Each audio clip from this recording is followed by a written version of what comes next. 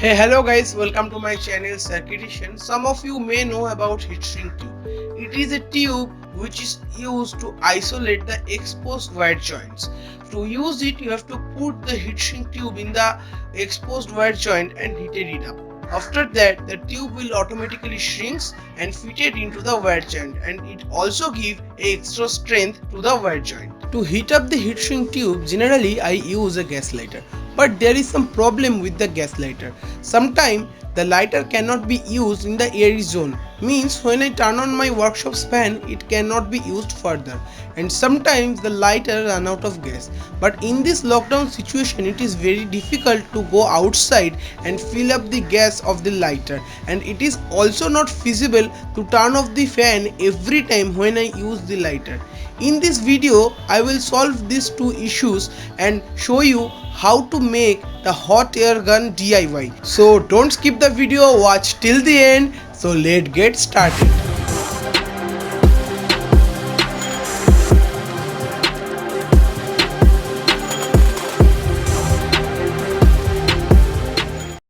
To build a hot air gun, at first we need a compressed air generating system. To generate air, I am using a 2-inch cooling fan.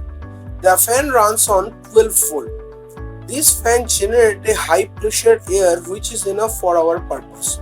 And I fitted the fan into a 1.5 inch by 1 inch PVC pipe reducer. I take a short piece of half-inch metal pipe, in front of which I fitted a nozzle which is generally used in hot air gun.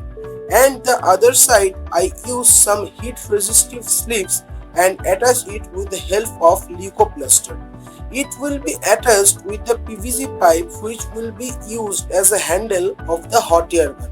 This black color's 1 inch PVC pipe will be using as a body or handle of the hot air gun. This is the last component, which is a soldering iron element of 35 watt to 30 volt.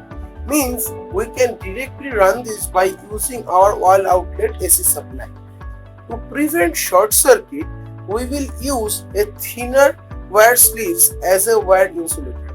So firstly, I will put the heating elements wire into it. I am using these sleeves because it is used in very high temperature area like motor transformer, and it is also very heat resistive. After inserting the sleeves, I will use some leucoplaster to fix it very well. In the main body, I drilled 2 holes and passed a straight wire. This wire will create a loop inside the body and help to hold the heating elements wire in a side. Now I am putting the heating element into the half-inch metal pipe and then putting the metal pipe into the PVC pipe with proper heat isolation.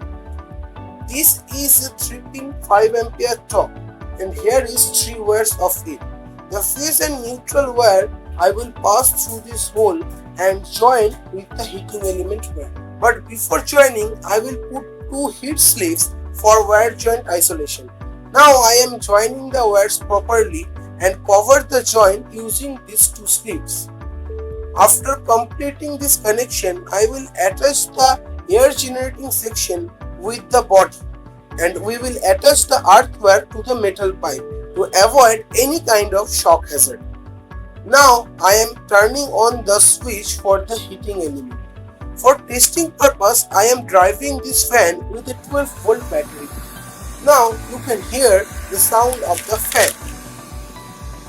Here I am putting the heat shrink tube into the wire, and for shrinking I am using my DIY hot air gun to see how it performs. As you can see, the heat shrinking tubes are shrinking very well by using my DIY hot air gun. If you guys like today's video, please give it a thumbs up, share with your friends and technical community, and comment down below that how was the video. And if you are new to this channel or seeing me first time, then please subscribe to my channel and press the bell icon for further notifications. And the most important thing, be creative.